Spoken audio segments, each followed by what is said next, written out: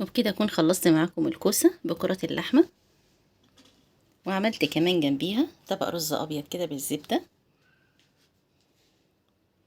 طبعا هقول لكم في الفيديو ده على كمية الفوائد اللي الكوسة بتحتويها. لو عجبكم الفيديو ادعموني بلايك واشتركوا في القناة وفعلوا زر الجرس عشان يوصلكوا كل جديد، وادعوا لي دعوة حلوة من قلوبكم، وحبوا الخير لغيركم عشان يلف ويجيلكم بألف هنا وشفا. تعالوا نشوف الطريقة.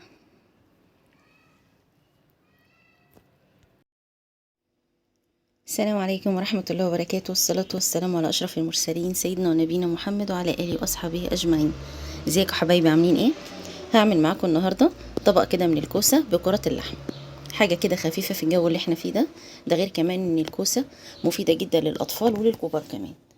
طبعا اللي ما يعرفش فوائد الكوسة، احنا كل يوم بنقوم من النوم الصبح عايزين نعمل حاجة مفيدة لأولادنا، بس مش عارفين نختار الحاجة الصح عشان جسم أولادنا.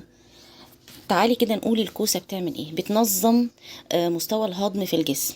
الكوسة كمان بتحافظ على جهاز المناعي بالنسبة للأطفال وللكبار كمان. ليه؟ لأنها بتحتوي على فيتامين سي. الكوسة بتحتوي على فيتامين سي، ده اللي ما يعرفش لسه الموضوع أو ما يعرفش لسه المعلوم. بتحافظ كمان على كفاءة الغدة الدرقية. ليه؟ لأنها بتحتوي على المادة اللي اسمها المغنيسيوم.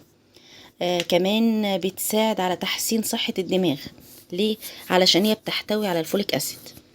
نقول ايه تاني من فوائد الكوسة؟ على ما أتذكر بتحتوي على الألياف الغذائية والمضادات الأكسدة، وكمان مفيدة جدا لصحة القلب والأوعية الدموية. وكمان الناس اللي بيبقى معدتها ماسكة على طول، ده ملين حلو جدا بالنسبة للأطفال اللي دايما بتعاني من الإمساك. تعالوا كده بقى نعمل الطبق بتاعنا الحلو الجميل النهارده. اللي ما تعرفش الكوسه بكرات اللحمه هعملها معاكم النهارده بطريقه سهله جدا ومبسطه. انا عندي هنا بصل مبشور بالشكل ده، عايزه تبشريه انعم من كده مفيش مشكله، بس ده ما بيعملش اي مشاكل خالص. وعندي هنا ملح وعندي فلفل. ما تحاوليش تحطي على اللحمه بتاعتك اي حاجه تاني غير الملح والفلفل. ليه؟ عشان ما تغيرش بس الطعم بتاع اللحم بالشكل ده.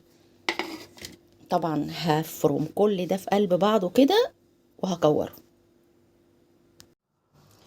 عندي هنا خلاص اللحمة المفرومة بتاعتي اهي، عجنتها كويس جدا مع البصلة المبشورة وشوية ملح وشوية فلفل.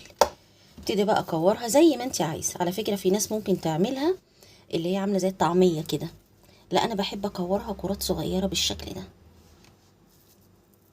كل سنة وانتم طيبين. الايام الحلوة اللي احنا فيها اللي جاية دي 9 ايام، حاولوا تجتهدوا كده وتصوموهم. ال9 ايام طبعا عندنا رمضان اضعاف، ومع ذلك بنصومه.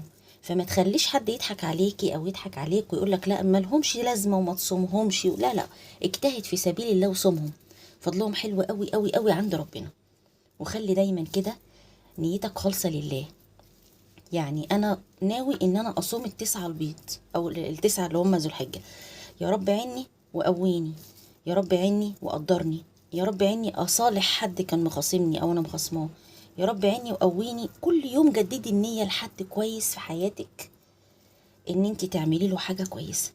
لو هتنزلي طبق اكل لحد انت ما تعرفيهوش، لو هتنزلي حاجة لحد انت ما تعرفيهاش، اعملي كل يوم في ال9 ايام دول خير. اعملي ورد من القرآن الكريم، وحاولوا الناس كلها يا ريت تصفي نيتها.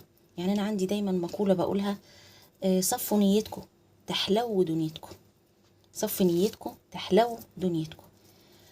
يا رب الناس كلها بس تعرف تصفي نيتها كده، وما تبصش لأرزاق غيرها وما تبصش لحياة غيرها. راقبوا نفسكم قبل ما تراقبوا غيركم. انا الاكله دي كان بابايا الله يرحمه ويحسن اليه، طبعا السيره اطول من العمر زي ما بيقولوا. انك انت هتمشي وهتسيب اثر وراك وانت ماشي، الاثر اللي وراك يا اما حلو يا اما مش حلو. فربنا يا رب يكرمنا بكل خير ويحسن ختامنا ويعيننا ويقوينا يا رب على طاعته وحسن عبادته يا رب، اللهم امين. وكل سنه وانتم طيبين. هخلص بقيه الكفته بتاعتي بالشكل ده وارجع لكم. تحطي صينيه على النار وبتحطي فيها اي ماده زيتيه متاحه ليكي. وعندي طبعا في شفشق الخلاط انا حطيت طماطم اللهم اجرنا من النار يا رب. حطيت طماطم وبصلايه وشويه معلقه كده من الثوم وقالب ماجي علشان خاطر تدي طعم حلو للكوسه. اما بقى لو انت عندك شويه من شوربه فراخ او شوربه لحمه او حاجه هتحطيها كده، بتدي طعم حلو قوي مع الكوسه يا جماعه. طبعا عندنا صلصه او اي حاجه بنعملها بطماطم او بصلصه لازم نحط كمان معلقه كده من السكر. ليه؟ عشان الحموضه بتاعه المعده للناس اللي معدتها حساسه شويه. هنستنى بس تغلي غلوه واحده.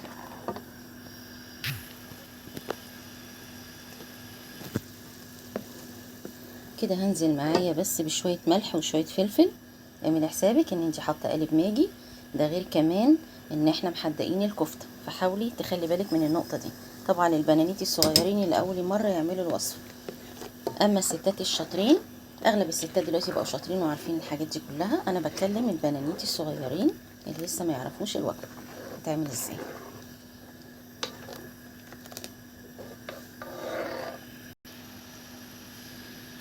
عندي هنا خلاص الصلصه بتاعتي او الطماطم خدت غلوه بالشكل ده. طبعا الكفته اللي انا صبعتها معاكم بالشكل ده او كورتها هنزل بيها كده واحده واحده بالراحه خالص عشان ما تتفكش معايا بالشكل ده. ومش هقلب بقى، لا ده انا اعمل بحرف المعلقه كده بسيط قوي عشان الكفته ما تفكش بالشكل ده، واغطي عليها تغلي بس غلوتين والكفته تمسك نفسها شويه وبعدين نشوف هنعمل ايه. عندي هنا الكفته خلاص اخدت كده غلوتين 3 في قلب الصلصه بتاعتها او الطماطم بالشكل ده، والكفته كمان مسكت نفسها خالص كده، تعتبر كده خلاص استوت. طبعا هننزل عليها بالكوسه بتاعتنا كده. طبعا الكوسه بتاعتك على قد الكميه بتاعه الكفته وبتاعه صوص الطماطم اللي انت حاطاه. الكوسه هنا عندي بتنزل كميه كده من السوائل، فما تقلقيش خالص ان هي ممكن تشرب السوائل دي، لا بالعكس.